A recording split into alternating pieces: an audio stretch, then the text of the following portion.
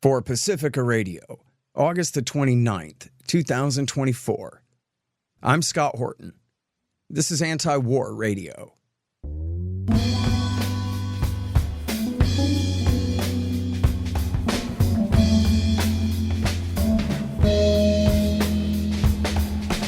All right, y'all, welcome to the show. It is Antiwar Radio. I'm your host, Scott Horton. I'm the editorial director of Antiwar.com and the author of the book Enough Already, Time to End the War on Terrorism.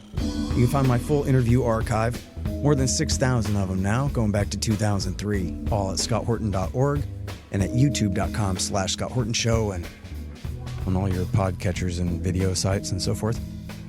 And I'm here every Thursday from 2:30 to 3 on KPFK 90.7 FM in LA. And I'm happy to welcome back to this show Antiwar.com's news director, Dave DeCamp. How you doing, Dave?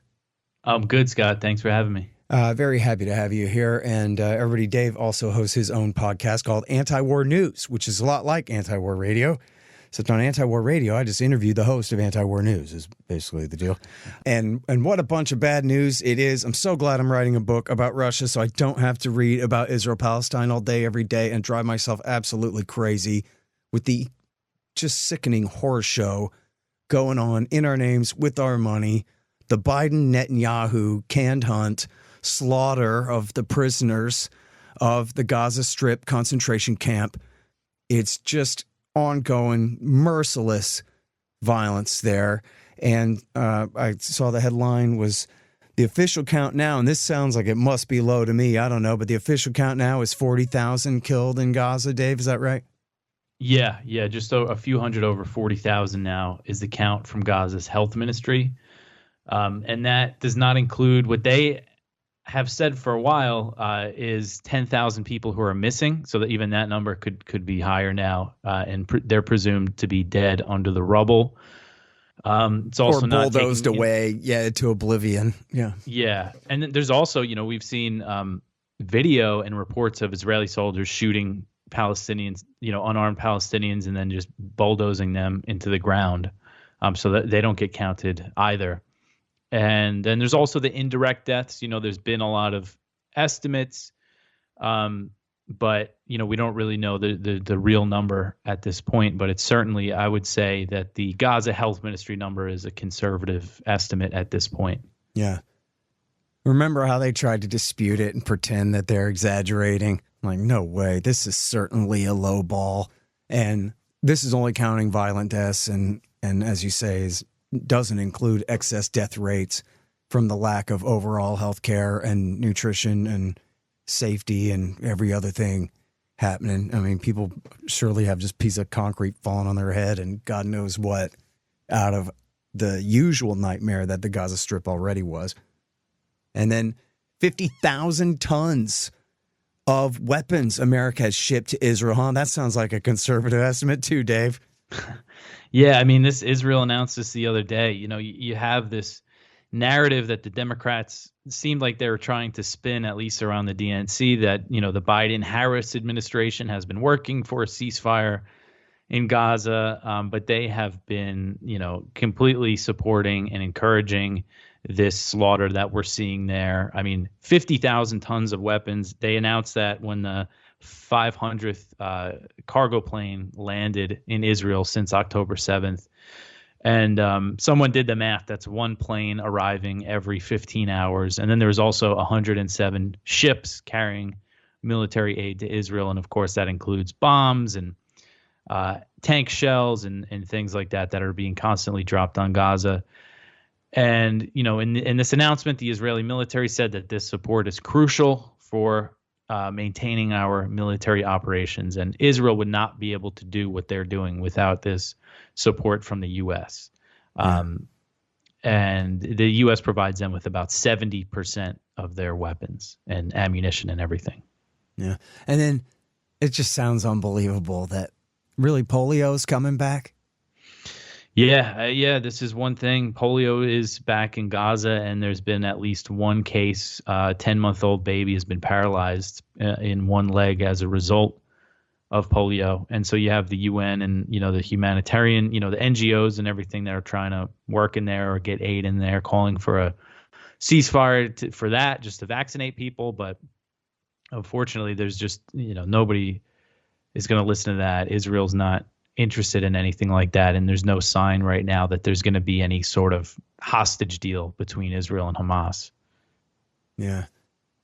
Semantics are funny because, for example, the Israelis say, well, no, we disengaged, and so we're not occupying Gaza anymore. And now it's this weird semi-independent open-air prison camp under permanent siege, something like that, some technicality. But if you want to be literal about it, Israel annexed the Gaza Strip in 1967. So from that point of view, then they're just slaughtering their own people, quote unquote, right? It's just a certain ethnicity / a couple of religions of people that they reject. And so they've herded them into this ghetto and they're just bombing them. Mm-hmm. But it's really not different than if the U.S. government was just bombing the south side of Chicago or the south side of L.A. and said, oh, these people aren't under our protection, they're our enemies, and just bombed them and slaughtered their children by the tens of thousands. It's essentially what's going on here. It's not like this is an independent country next door or anything. It's a prison camp under Israeli control, total control. And since 10 years before I was born. And that's what people don't understand about, the apartheid charge. Because, recently we had all the big humanitarian orgs come out and officially declare that Israel's an apartheid state. And you'll see these like pro-Israel influencers and stuff. They go over to Israel and they say, where's the apartheid? I don't see any apartheid. But of course, they don't go to the West Bank because this is territory that has been, like you said, essentially annexed by Israel since the 1960s. They have no intention of giving it up. The people are under a permanent military occupation. They have to go through checkpoints, and this is something that's not ending. So that would, mean that it's apartheid in the sense of the definition. Yeah. Can you imagine if it was Slobodan Milosevic doing what Netanyahu is doing in the Gaza Strip right now? I guess Wesley Clark would have to carpet bomb Tel Aviv. Yeah, well, and you also have Samantha Power in the current Biden administration as the head of US Aid. She's the genocide expert that thinks the U.S. hasn't done enough to prevent genocides in recent decades, even though she was a supporter of the intervention in Libya. But you have this woman who is this humanitarian interventionist who's part of this government. Right. Based on the theory that Clinton didn't do enough to stop Milosevic from killing the Muslims in Bosnia and in Kosovo. Mm-hmm. Yeah, that's kind of like her whole thing. And the USAID, the USAID officials, there's been a lot of internal leaks, kind of the most dissent when it comes to dissent cables and saying that they're opposed to the U.S. support for Israel has come from them because they are completely aware that Israel is blocking aid and committing war crimes. And so Samantha Power knows all of this, but we don't see her resigning or speaking out about it or anything. No. So it certainly shows the hypocrisy in these U.S. Officials. Yeah. Well, and that's what's the best thing about Joe Biden is that he's a bit player in everything that happened in the last half century.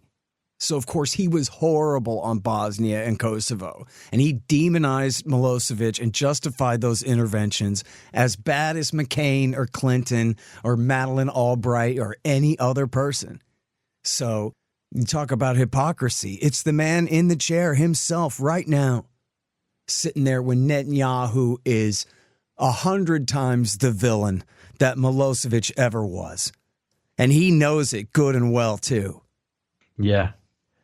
There was someone put together like a little compilation of like the DNC, Biden speech, AOC, Kamala, Walz, and like cutting in like footage from Gaza, like just during that week. And like pictures of just the kids that were slaughtered and come on, wounded. Dave, get with the vibes. Get with the joy. Yeah. Kamala's a brat, dude. Come on, get with the slogan. Get with the TikTok. It's really something, man. I mean, like you see AOC, like she's called this a genocide and she's out there stumping for the people who are committing it. And, she claimed she's just lying in her speech at the DNC saying, oh, Kamala Harris is working tirelessly for a ceasefire. I mean, that's a complete lie. She's not doing anything. She's trying to win the election. And the administration that she's a part of is shipping 50,000 tons of military aid over there. And And we could get into, if you want, all this the ceasefire narrative that we're still seeing pushed by Blinken and even Biden, like acting like Hamas is the only obstacle here, when it's clearly clear to anybody that can pay attention to this stuff that it's Netanyahu who's been sabotaging the ceasefire deal here. Yet that's not, that's not what Harris and Blinken and all these people are saying. They're just lying to the American people about the reason why this slaughter continues. And, unfortunately, you have people who are buying it somehow. Even people who were, good on opposing this now are kind of falling in line. It seems like the opposition among the Democrats to this really doesn't seem like it's that much anymore. Yeah. And look, I mean, I'll go ahead and stipulate it's completely true that this is the thing that Trump is absolutely worst on out of everything. And he's bad on quite a few things. But he might as well be running under the Likud party right now. I mean, people ask him questions and he goes, I don't know, ask Miriam Adelson what I think. And that's Sheldon Adelson's widow, who inherited billions of dollars of Chinese gambling money. And so somehow she's the king of the American conservative Christian Republican Party and gets to tell them all what to do and think and threaten them with whether Jesus is going to come back or not. Can you imagine letting Miriam Adelson tell you what your faith is and control your president like this? It's just incredible. And he's so craven about it. It's just blatant. Michael Tracy pointed out that at the Republican Jewish Coalition, I went and found the quote, at the Republican Jewish Coalition meeting, he called Miriam Adelson out in the crowd, talked about how much influence she had and how, I moved the embassy to Jerusalem because of you and your husband, because that's what you wanted. So you sure got your money's worth, lady, and all of this stuff. And she's giving him tens of millions of dollars, and he's just not even shy about it. Of course, Jared Kushner will be in charge of who knows what, but certainly he'll hold the Middle East portfolio again under Trump. But that doesn't mean that there's anything to believe in among the Democrats. And there's no reason whatsoever to think that Kamala Harris is going to do anything other than let Jake Sullivan and Antony Blinken drive the same way it's been for the last 4 years, right? Yeah, I know there's been some rumors that she might overhaul the cabinet if she comes in. Oh, guess what? Hey, the Wall Street Journal this morning has a profile of her foreign policy aide, this guy, Philip Gordon. And they go, this guy's a real rogue. For example, he wanted to stay in Afghanistan. So you see how he's a maverick, Dave?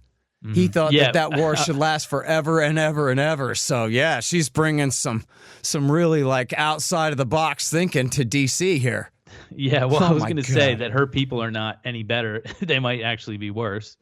But there's no reason, if they're not doing anything right now, they're not going to do anything after the election, to change this.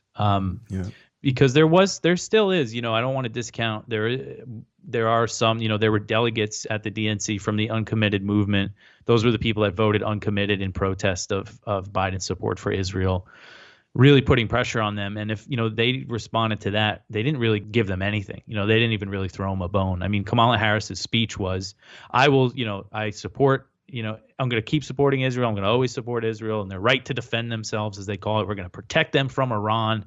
And then she mentioned, but we're still working for a ceasefire in Gaza, which is just a lie. I mean, they're not. So they're doing everything to appease Netanyahu. Netanyahu inserted all these new demands that his military doesn't think is necessary, that the Israeli negotiators don't think is necessary. And the U.S. stuck Netanyahu's demands in the ceasefire proposal, which now doesn't include a permanent ceasefire. So it's all just a show at this point. That's amazing. I can't believe it's almost a year of this already. Hey, y'all, Mundo's Coffee has a new flavor, Jazzy Raz. It's top of the line Central American coffee with wild raspberries and things. It's really good. But I warn you, if you let your mama have a mug, she might run off with the whole bag. Mundo's Coffee. It's really good. Make sure and click the link in the margin at scotthorton.org. Hey, y'all, let me tell you about Robertson Roberts Brokerage, Inc. Nobody trusts the U.S. dollar anymore. Foreign governments are stocking up on gold instead of $100 bills. 1, they know they need to, and 2, that means you need to too. Interest rates are up, but for some reason, not much for savings accounts. Park your money there and watch Uncle Joe Biden just counterfeit its value away. You can see how the Fed is afraid to raise rates to beat inflation for fear of popping the current bubbles. at least before the election. So more inflation it will continue to be. Gold is your shield against monetary and price inflation, just like it always has been. Now, Tim Fry and the guys over at Roberts & Roberts are recommending gold over silver since the world's almost 200 governments are putting their own pressure on the price, which should help everyone else who makes similar calls on their own. Of course, Roberts & Roberts can help you with platinum, palladium, and silver, as well as gold. Don't let the Fed and the war party inflate all your savings away. Look up Roberts & Roberts at rrbi.co. That's rrbi.co. Hey, y'all, you should sign up for my Substack. It's scotthortonshow.substack.com. And if you do that, you'll get the interviews a day before everybody else. But not only that, they'll be free of commercials. How do you like that? Pretty good, huh? scotthortonshow.substack.com. Hey, y'all, libertasbella.com is where you get Scott Horton Show and Libertarian Institute shirts, sweatshirts, mugs, and stickers and things, including the great Top Lobsters designs as well. See, that way it says on your shirt why you're so smart. Libertas Bella, from the same great folks who bring you ammo.com for all your ammunition needs, too. That's libertasbella.com. Hey, y'all got kids or nephews or anything? You know about the Tuttle Twins books, right? Libertarian lessons about life, liberty, truth, and the state. It's really great stuff. And hey, did you guys know I'm a Tuttle Twin? Or, well, I'm a character in their world now. Skater Scott, local vert dog and anti-government know-it-all. They introduced me in a short book last year, and I hear they're going to develop my character's story a bit more in the future. Cool, right? Anyway, they're now celebrating 10 years and having sold millions of these books. And now they're giving away a free magazine at TuttleTwins.com/10years. There's no shipping charge, and they're not going to ask for your credit card. It's just a free magazine. The gimmick is that inside the magazine, they've got a really great deal to get all the books. The best deal they've ever offered, which you will certainly want to take them up on. So go to TuttleTwins.com/10years for your free magazine, and someday, hopefully soon, you and your kids will be reading all about the libertarian antics of cartoon me, along with all my new pals. That's TuttleTwins.com/10years. It's Antiwar Radio. I'm Scott Horton talking with Dave DeCamp, and let me put off the Gaza Strip slaughter for a second here, Dave, and ask you about this hit in Syria against these Al-Qaeda guys. Usually America's fighting on the side of Al-Qaeda in Syria against the, and or the Kurds at different times, but certainly against the Baathists there and against if Iran or Hezbollah or any of those guys are there. Sometimes even kill Russian mercs. But the Al-Qaeda guys, the suicide bombers, the head choppers, and they've always had America's support there since at least 2011. And yet, occasionally, I hear about a strike like this, and I wonder what you know about it. Yeah, so not too many details, but the U.S. announced the other day that they launched the airstrike that killed a leader of Haras al-Din, which is one of these Al-Qaeda offshoots there. Over the past couple years, say 2 years or so, the U.S. launches occasional drone strikes against them. This is the first one I've seen in a while. But so this is just the mess that U.S. intervention in Syria is. So they're kind of the Al-Qaeda guys that the U.S. targets from time to time. And they operate in Idlib, which is the northwestern Syrian province, which is mostly controlled by Hayat Tahrir al-Sham, which was al-Nusra Front. Its leader, al-Julani, was the leader of al-Qaeda in Syria. He's tried to rebrand a bit, as you know, and, try to basically, it's pretty transparent that it's just an effort to get like international support. But they are, this was the leader of al-Qaeda in Syria. And he's basically, they're like backed by Turkey, and they're essentially allowed to exist in this area because they keep territory out of the hands of Assad, out of the hands of Assad's allies, Iran. But then there is this other group, which is like an offshoot from HTS, that's Haras al-Din, that HTS has fought, and that the U.S. drone strikes them kind of once in a while. And again, this guy was riding on a motorcycle. They got him in a drone strike. Don't know too much about him, like really how senior he was. But it just goes to show, you have the U.S. involved in. Lately, they've been bombing the Shia militias in Iraq. They've been giving the Kurds some air support against the Syrian Arab tribes that have been going on offensive against the Kurds. It's just such a disaster. There's the Al-Qaeda guys that are the moderate rebels, and then there's the Al-Qaeda guys that are a little too extreme, I guess. Yeah. Well, look, I mean, that's the deal, right? There's so much truth between the lines in this story here. It's, I think you cite in your article the direct quote from the DOD spokesman saying, well, these Al-Qaeda guys are anti-Western oriented and agree with that whole bin Ladenite scheme of attacking us. So that's why we hit this guy. But what's he not saying there? But it's heavily implied that we got a deal with Al-Jilani, that he just better not mess with us. And we're good that's with what he them. said. Yeah. That's HTS, they're one thing. These other guys are something else.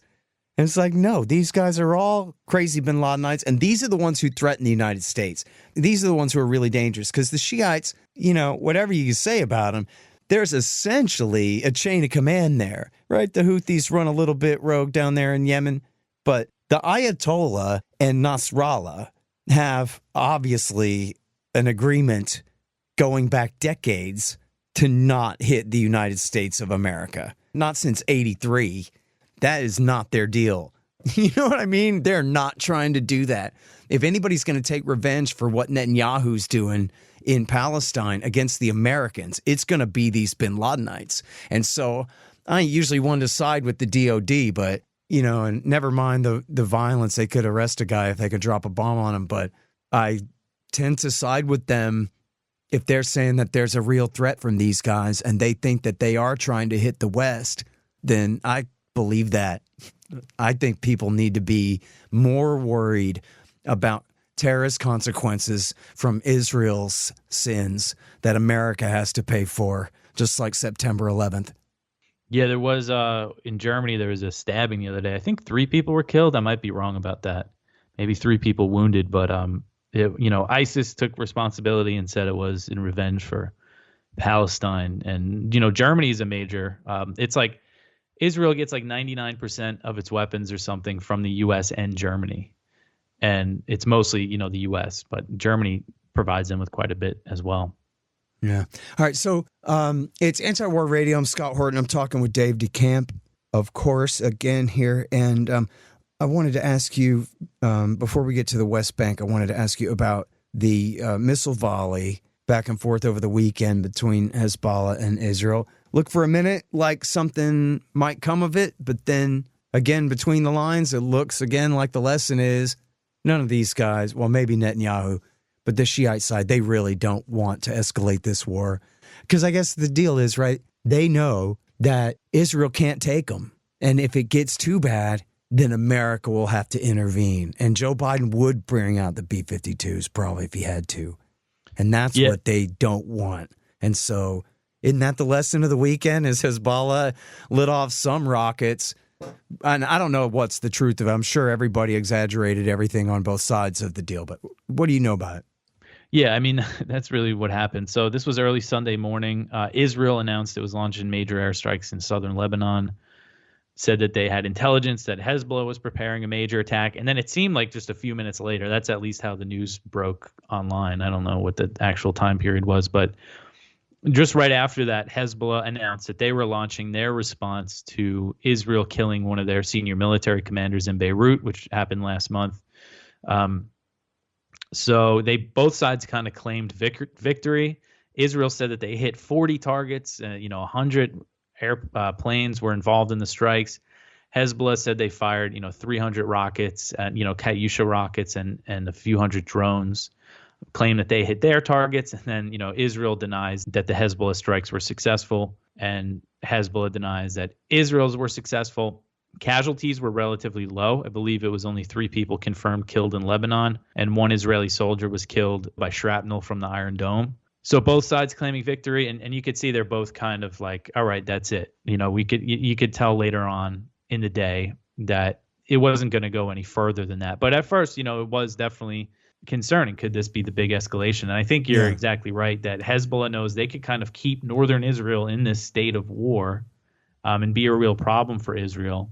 But if things do escalate to that point, I think it's very clear that the U.S. would, if Israel really starts taking a beating from Hezbollah, the U.S. would start getting involved. I think that's very clear. I think the U.S. has made that clear, to Hezbollah. Tell me, Dave, what is Netanyahu's motivation for restraint? Is it that the Americans are telling him, don't drag me into this thing? or is it people in his own cabinet, his own military? Yeah, I mean, I think he has pressure on one side, has pressure to launch the war from members of his cabinet.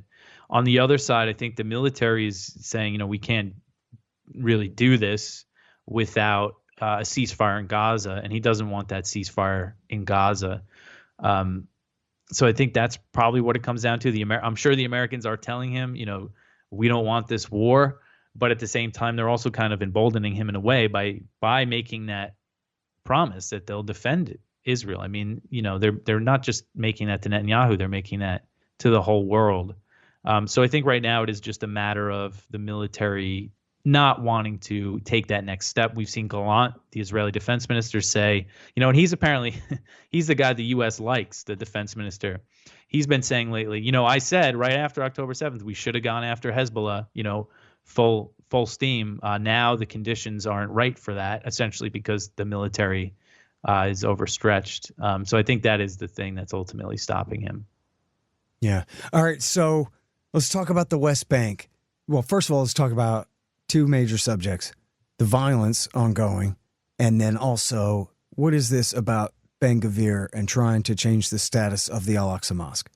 Yeah. So I'll do Ben-Gvir first. So we've seen this over the past few months. Ben-Gvir, who's the Israeli Minister of National Security, he's been showing up at the Al-Aqsa Mosque, or the Temple Mount, as the Israelis call it, and declaring that Jewish prayer is allowed at the site. They've had this status quo there for decades that non-Muslims can visit the area, but they're not supposed to pray. And this is in East Jerusalem, Israeli-occupied East Jerusalem.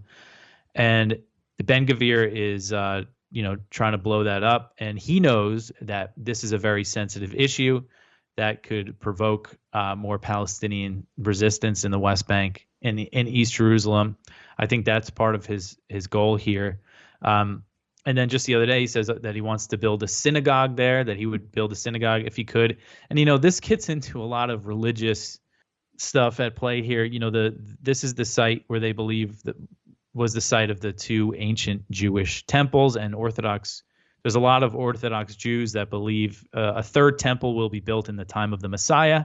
Then you have the dispensationalist evangelical Christians, mostly in the U.S., who think that building the third temple is going to bring about the Antichrist and the end times. And that's why a lot of Christian Zionists want to support Israel. And I mean, there's all that side of it. But I do think what Ben-Gvir is trying to do right now is just kind of provoke the Palestinians and just, throw gasoline on the fire. And you see Netanyahu, whenever he does this, Netanyahu puts out a statement saying the status quo hasn't changed. He says that very quickly always, but this is a minister, the head of the Israeli police who's doing this. So this is a kind of a new thing. There's always been these guys these Jewish extremists who do this stuff, but this is a member of the government. So it's a bigger deal.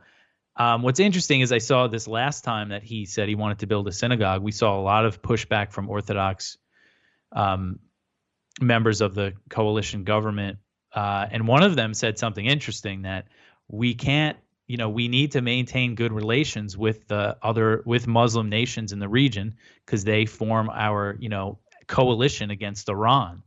So I thought that was interesting because that does make sense. That's why I think one reason why Netanyahu is so quick to quash this stuff, or try to at least. And you saw, Saudi Arabia, the UAE all put out statements kind of condemning Ben-Gvir, what he was saying, and all the stuff that's been happening there. So there is that. And now just early Wednesday morning, Israel launched what is being called the largest military offensive against the West Bank since the Second Intifada. It's in Jenin and Tulkarm, which is like the northern West Bank. That seems to be where it's focused. So far, the casualties, 11 people have been killed. And they're, we saw the Israeli foreign minister saying, we're going to do to what he calls, the terrorist infrastructure in the West Bank. We're going to do the same thing that we did in Gaza in the West Bank. So I think this is something, the West Bank, when it comes to territory that the Israelis want, the West Bank is the big prize.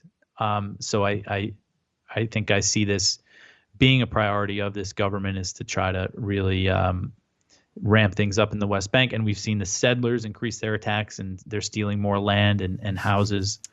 So how are you going to vote for the Republican who's going to cheerlead for the complete ethnic cleansing of the whole place, or the Democrat who's just going to get steamrolled and go along with it anyway?